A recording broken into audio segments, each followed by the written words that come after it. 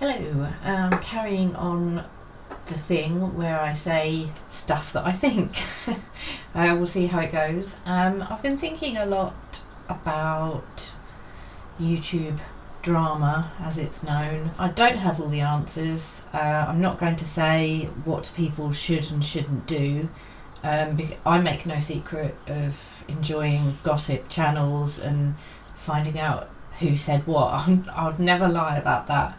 So I'm not one to rise above anything because it's interesting, and I'm not anti calling people out, as they say, because there's real issues like racism, homophobia, transphobia, etc., and online personalities who are genuinely harmful, like white nationalists, serial abusers like Daddy of Five and Onision.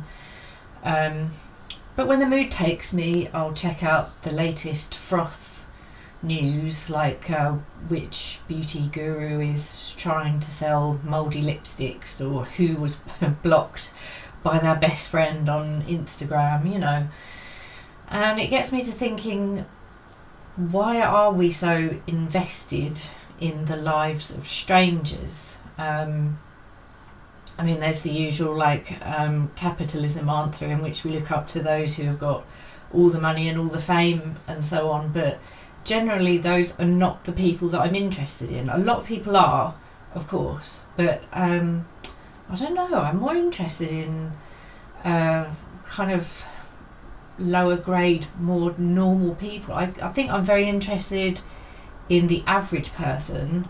And so that's the kind of thing that I would look more into. During the Trisha Paytas Jason Nash breakup, I tweeted while the online furor was happening that I felt like one of the aliens from The Monsters Are Due on Maple Street, because I was just watching everyone kind of take sides and freak out and get really emotionally involved.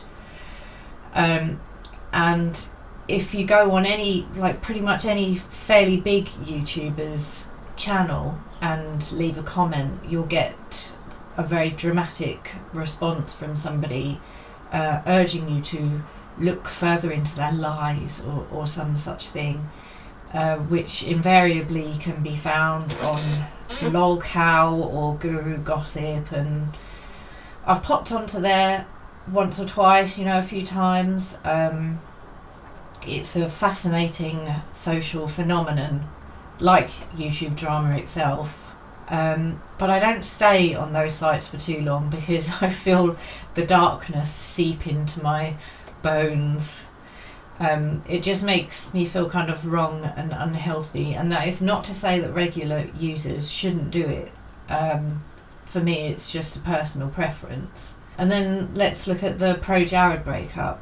There was stuff he was doing with fans that absolutely needed calling out. It was wrong, and absolutely people needed to comment on that. But the disgust at the woman that he had an affair with was so great. And also I found that with Jacqueline Glenn and the other guy, the girl he had the affair with, the online response was just, I get cheating isn't nice, but they didn't cheat on us, and it often seemed to kind of veer into misogyny and internalised misogyny, and we don't actually know them. And if there's not like a real issue like boundaries being crossed with fans and so on, and someone being pilloried, I don't know, it kind of felt a bit gross after a while. And there are people like Keemstar, who had the online feud with Etika, who capitalise on creating more drama and stirring up controversy and take it to such extremes that I do feel like it clearly created genuine upset. And there's a tendency for people to not believe when someone is having an emotional crisis. If someone says I'm feeling a certain way, it's often taken as just wanting sympathy and attention, and that may be true in some cases, but I feel that it's something that we should pay attention to more. I mean, particularly when you look at like the thing that trans people experience and so on. We need to listen to people when they say this is causing me actual grief. And I get if you put your personal stuff out there, people are going to comment. Social media is set up to break the barrier between celebrity and the audience. They talk to you in real time, they hang out in their living rooms, and I think that's why it comes as such a shock when we realise that they don't actually know who they are, or why people then feel like they have a say in their lives and how it should be run. For example, Amberlynn Reid, yeah, she's done some gross stuff. I personally wouldn't be a fan, but I think a lot of the issue comes now from she doesn't diet correctly, and people love to comment on that, and that's being honest. I do think that is a large part of it now. I'm kind of a relic from the days in which strangers didn't know about your stuff unless you told them with your mouth. I often compare myself to like a Victorian who's still around when the jazz age hit, you know. Social media, to me, it reminds me of this programme that used to be on in Britain where a single person was followed around by a big crowd. I forget the name of it, but you should look it up. And they gave that person advice and asked that person questions about a particular issue that they were having. Social media is an inherently weird scenario. People do stupid things and act annoying and tell weird lies. But if the only person that they're hurting is themselves, then perhaps some of their anger is a little bit disproportionate. There was an interesting documentary I saw called We Live Online, where a couple lived in a house filled with cameras, and this is before this kind of thing was popular.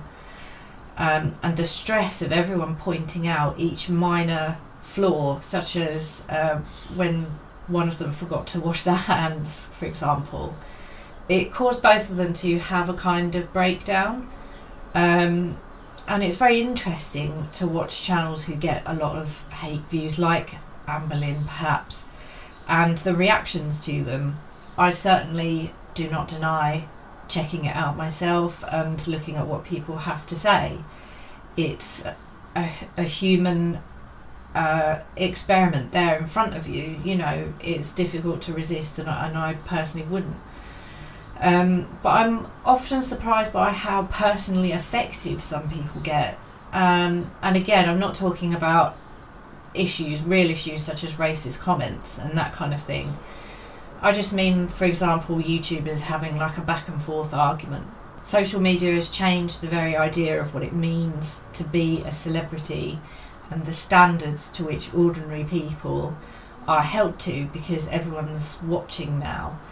And I guess all I'm trying to do is understand what the long run outcome of that will be and what it means for us mentally, and what that will mean and how it will change in the future.